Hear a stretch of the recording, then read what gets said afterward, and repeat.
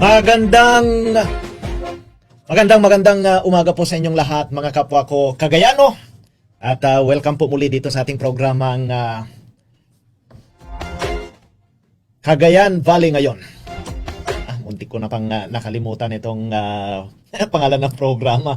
Special edition po, dahil mayroon po tayong mga bisita ngayon dito sa ating probinsya ng Cagayan na talaga namang magbibigay po ng kabuhayan, hanap buhay sa ating mga kapwa Cagayano.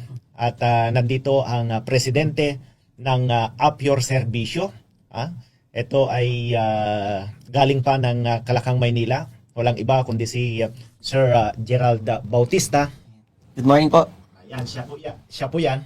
At gayon din, itong si Sir Lian Layson. Ayan, good morning mga sir. And welcome po dito sa Cagayan. Welcome dito sa Tugigarawa City, sir. Good morning, Sir Good morning Dex. Good morning din, mga kababayan natin, Cagayano. Ayan, how do you find Cagayan and Tugigarawa, mga sir? Ako muna? Actually, maganda. Mabait yung, yung vibes ko sa mga tao dito. Just last night, I asked the tricycle drivers sa gusto ko puntan and they're very accommodating. Really good first impression. Ayan, No? si President. Actually, ang ganda ng place, no?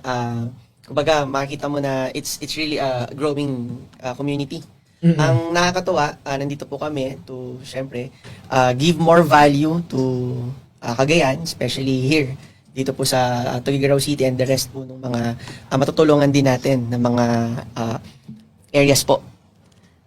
Lalo na, Pres, kanina nagkaroon nga tayo ng courtesy call with our good provincial governor.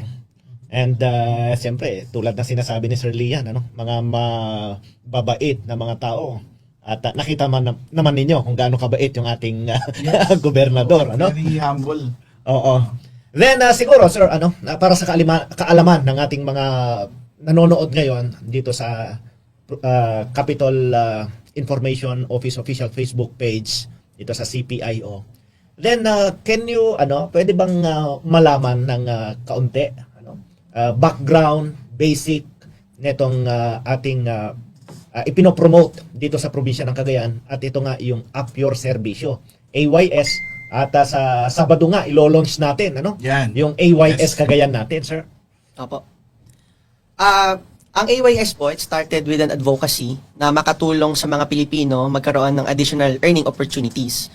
So, ang goal po nito is with an app, pwede kang mag-apply dito para mabigyan ka namin, ma-market namin ang skills mo together with its users na magkaroon ka ng income opportunity at the same time makatulong din tayo to our fellow Filipinos na naghahanap din ng services. Well, para ma-introduce natin siya in a layman's term, it's like Grab, it's like Lalamove, Foodpanda, pero dito kung ang Grab ang nabubook is transportation, pagkain, Lalamove is delivery, Foodpanda, food din, syempre.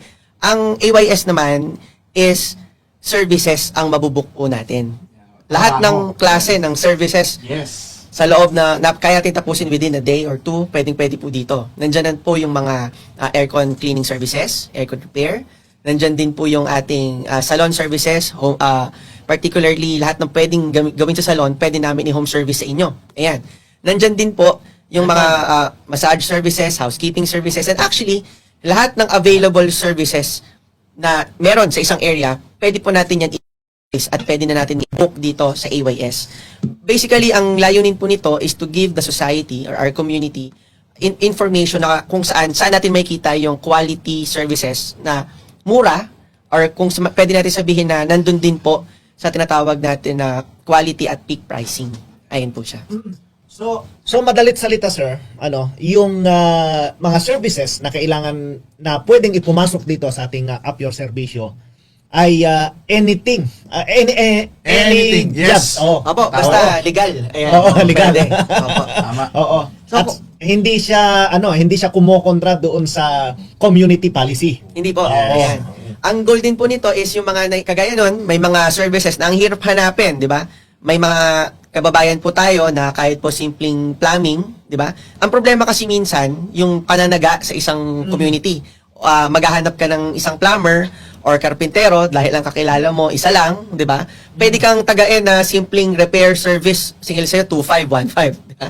Kagaya nga nung sabi kanina ni Go, merong nananaga sa kanya, di ba, sa TV. Di ba? Ang laki ng singil, 50,000. Pero meron pala na kayang gumawa ng talagang wala pang 2,000 o 1,000, di ba?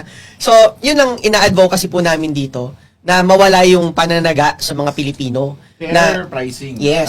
And peak quality. Yan. Yan. Na masabi po natin na syempre, dahil konti lang ang information natin when it comes to services on our community, with Up Your Serbisyo, mabubuksan po lahat ng opportunities and doors na makita natin yung mga available service providers within the area. Sa madaling salita, Sir Dex, para tayong Shopee. Yan. Pero sa Shopee kasi, nagbabrowse ka ng items. Minsan nga may mga items doon na binabrowse mo na lang, hindi mo alam, kailangan mo pala, binibili mo na lang. Diba? Parang Shopee, pero ng services naman. Okay. Ayan. So, kung ano yung pangangailangan nila, magiging available dito sa Yes. LY. Tama. So, paano naman pumasok dito, sir? Actually, madali lang, no? In Cagayan, industry, no? We have our office, no? Na ilalunch natin itong April 6, ang address is, saan nga ulit itong address natin? Sa may Diversion Road, corner Ayan. Caritan Highway po. Yan. Sa likod po yan ng SM. SM, yan. Yun lang yung natatandaan ko tabi ng SM napakagandang location, no? So, magkakaroon tayo ng motorcade ng Sabado ng 6:30, no? 6:30 to 9. And then the launching will start at 9. 9. Yan. Ayan, paano naman, sir, yung mga, kasi, syempre, tinutulungan natin yung mga may trabaho. At etong business kasi na ito is kailangan din natin ng mga partner, ano? Of course. At ino-offer din ito na pwedeng i-duplicate Of course. ng ating mga kababayan, ano? Maraming salamat po mga Kagayano at dito sa pagsubaybay sa ating programa at nagpapasalamat din tayo kay President Gerald Bautista, si Sir Lian Layson, dahil sa opportunity na na ginawa nila, kinonsepto nila para sa ating mga Kagayano at the same time sa lahat ng mga Pilipino. Maraming salamat. Ako naman po ang inyong lingkod, Dextres Tagyam. Nag-iwan po sa inyo ng magandang umaga sa inyong lahat.